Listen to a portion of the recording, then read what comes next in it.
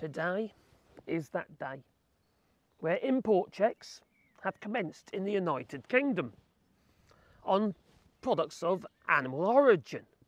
Other stuff will commence very shortly too, step by step.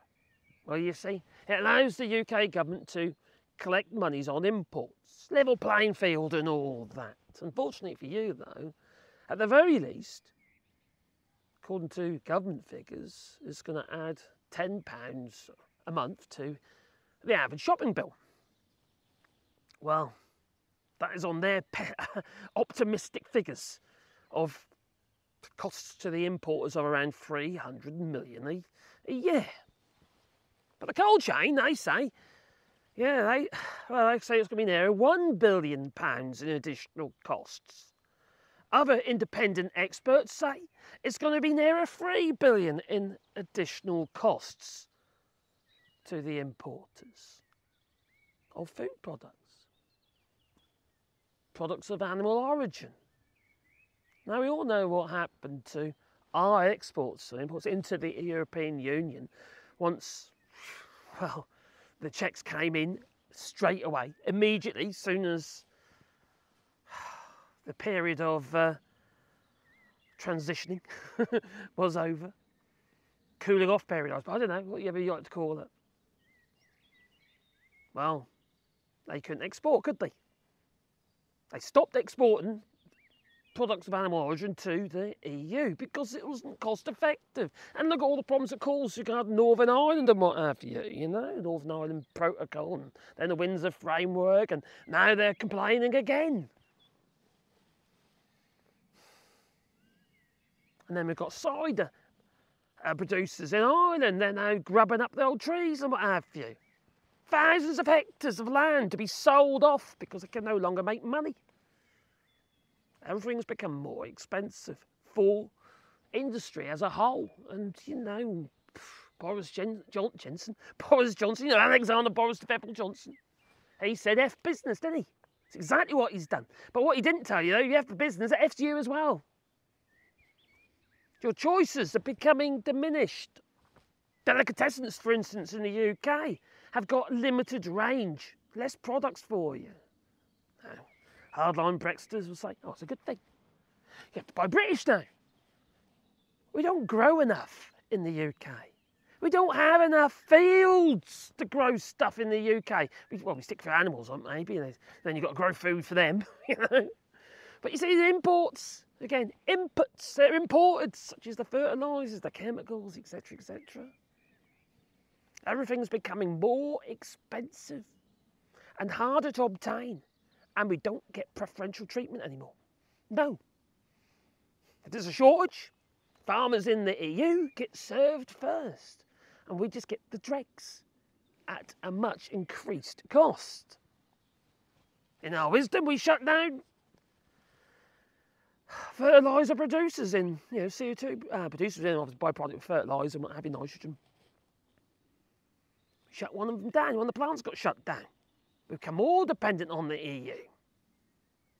Now, the government might say 30% dependency on imported foodstuffs. That's not true. We import near 60 to 80% of our food because of all the inputs, the grain that's required, the seed and everything that we need to be able to grow the food. And also the food that we import that they don't account for, that gets put into all the processed food that is processed in the United Kingdom. We're heavily dependent on imports of food and those inputs which are imported. Farmers are struggling. They're setting a lot of their land aside now because of the environmental programmes, initiatives, which it sounds like a lovely idea, doesn't it? But not if you can't grow the food. If you've got to import it instead, you're just offshoring your dependency on food. But you see, the government wants that. It's their friends, you see. Big investors of the Tory party, such as Tate and Lyle. Sugar. Sugar beet farmers in Norfolk, from where I'm from, they've been pretty much screwed because of Brexit. Before it was controlled, you see, there was elements of control. Not now. Not for those who put the cross in the wrong box, no. Considering that the majority of farmers, 59% of farmers who were surveyed just before Brexit, the vote, said they were going to vote to leave the European Union. And we're supposed to feel sorry for them. I don't want to be vindictive or anything like that. I don't want to be, oh, I told you so, although I do sometimes. And I kind of, you know, I feel for those who think, oh, crikey, I got hoodwinked and I come clean. But no, the farmers don't. They just whinge. They're hard done by. Which they are. But, well, that'll be funny. That's their choice. They could have swayed the vote, you see. But no, they decided to go along with it. Go along with all the lies. Led by Alexander Boris, Steffel Johnson, Boris Johnson, Michael Gove and Jacob Rees-Mogg. Some people will say, well, those lies. Lies on the Remain side.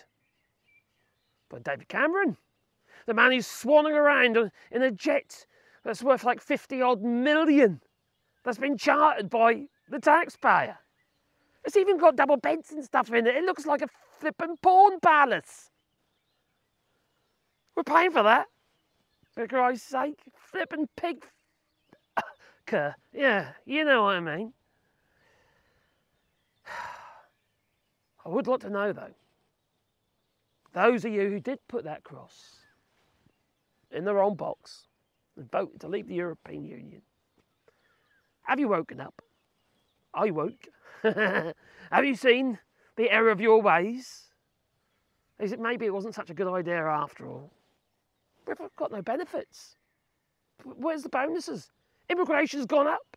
Isn't that what you voted for? To get the immigration down? No, it's gone up.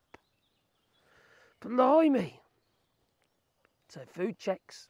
And they have to be done at Sevington, not at Dover, because Doug Ballantyne said there ain't room down here, mate. No. So it's done inland. Having to stop the lorries, though, from Dover to Sevington in Kent to go somewhere else and do a drop-off first. Having to stop them. So what's the point of that, then? Well, this place at Sevington was built originally because the Farage garages, remember those? Some of the Farage garages have been shut up. They're just left dormant now. Not going to be used. Land being sold off again. Well, Sevington Farage garage, that cost £147 million. With ongoing costs, security, etc. And now it's actually going to get used because it has to, because we're checking all our imports at Sevington, not at Dover. That wasn't the original plan. The plan was just for Sevington to deal with the traffic from the lorries and what have you, because it's just piling up down on the M20, causing problems for people who want to go on holiday. You see, they're the ones who whinge and whine. You see, the lorry drivers no one's listening to. Yet they're having to sit and flip and lay-bys, and you wonder why stuff isn't coming into the UK from the EU. They don't want to come. They have to charge a hell of a lot more to come to the UK now. Don't forget also, there's also a fee now being added to all pallet imports into the United Kingdom. All these costs get added on and on and on. So even though the likes of Jacob Rees-Mogg, he told us, cheap shoes for peasants. Food and clothing will be cheaper the day we leave the European Union. That did not wear very well, did it? Well, yeah. No. It's a flippin' disaster. That's what it is. But will he own up to it? No. 2 years ago, when checks were going to be imposed on imports into the United Kingdom, Jacob Rees-Mogg, well, he said, no, we're not going to impose checks. Oh, because it'd be a stupid thing to do. Yeah, what? It's Brexit for you, you see. That's the people, their mentality. They're just full of oxymorons, but the whole thing's become tribal. Well, it's tribal from the start. How many of you who put the cross in the right box have been mocked, criticised, called unpatriotic. I know I've had my fair share, as you can probably imagine. There've been judges just doing their jobs were put on the front pages of the Daily Mail. Traitors, they were called. They can only work to the law, you know. Is it that difficult to understand? It clearly is for some people, that is. And now we're in a situation where we no longer have a seat at that table. We don't have preferential treatment at all. Don't have no say, do we? We can't have our hissy fits anymore. No.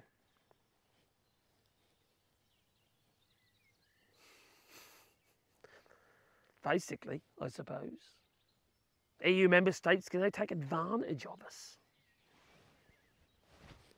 And they are already. Why shouldn't they? Any grievances they had while we were in the European Union, they can now act on them. Such as tourism, for instance, in Spain, Tenerife, places like that, you know. They're all kicking off now. Pretty much, it seems focused mainly on British tourists, mainly because we are the biggest group of tourists going to Spain. Although that's not my cup of tea. No. Concrete jungles and all that. No. And England shorts. I'm not into that. No, I'm more into mankini myself. How about you? Well, everything's going to take more time. Food's going to be sitting for longer. It has already seen considerable delays in getting into the United Kingdom. Everything is becoming, well, rotten. By the time you get it, it's already started rotting.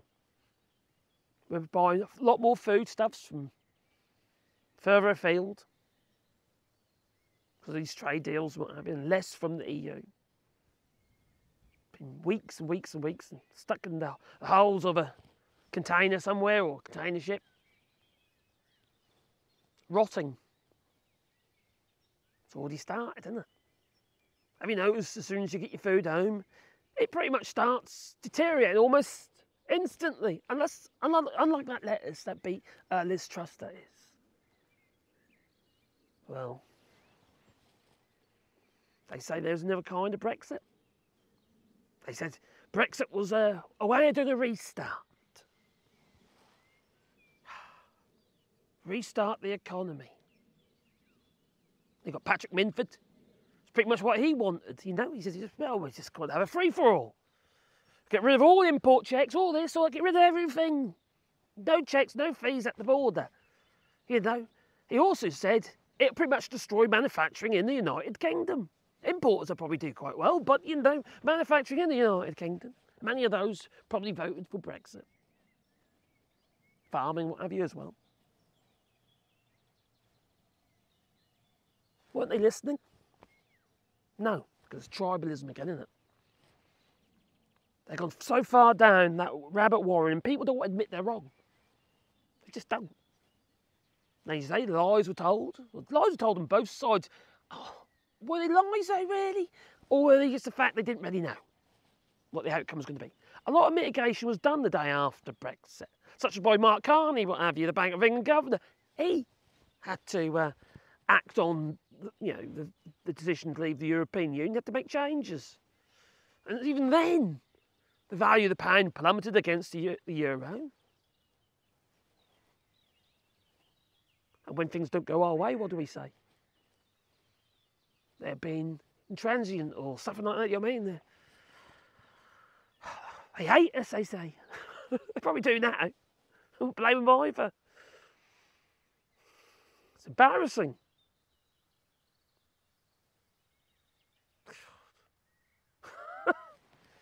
So yeah, the checks on imports of meat products have started today on foodstuffs coming into the UK and products of animal origin. And more checks to follow very soon. And don't forget, we've got the ETIS system coming into play this year if it doesn't get delayed again. And the app that's supposed to control for all the biometrics and stuff won't be ready until next year. That's going to be hell, you know. For those of you who want to go on holiday this summer,